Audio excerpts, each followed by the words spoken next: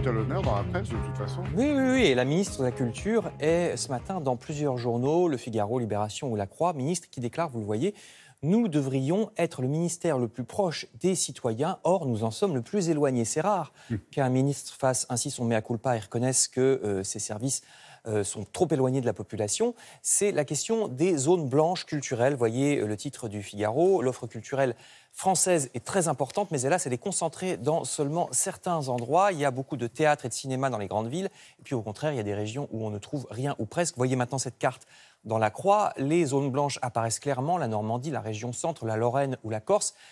Mais aussi des zones très urbanisées, comme la banlieue parisienne ou la région marseillaise. Alors ça s'explique parce qu'il y a beaucoup de population dans ces endroits-là, et donc pas assez d'équipements par rapport au nombre d'habitants. On peut facilement s'en rendre compte quand on voit la file d'attente épouvantable devant certains musées parisiens. Alors il y aurait quand même, l'idée, ce serait de prêter des œuvres parisiennes ou même de faire des tournées en province par la Comédie Française, par exemple.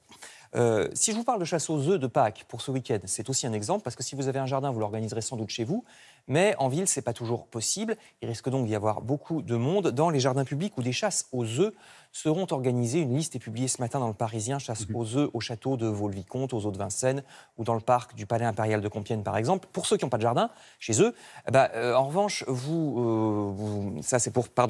qu'on vient de voir, c'est pour ceux qui n'ont pas de jardin chez eux. Et en revanche, si vous en avez un, je vous recommande la lecture. Tout ça, c'était pour répéter chez eux, pour le jeu de mots Non, même pas, vous voyez, je fais des jeux de mots inconscients. pensais. C'est juste que j'ai mis un point-virgule à la place d'un point.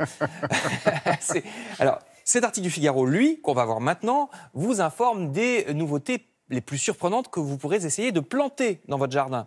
Donc, ce n'est pas les œufs. Vous voyez à l'image cet agrume qui ressemble à un œuf, mais qui est le citron caviar, parce qu'il fait des petits grains comme du caviar. Remarquez, le caviar, c'est des œufs encore, hein, on n'en sort pas.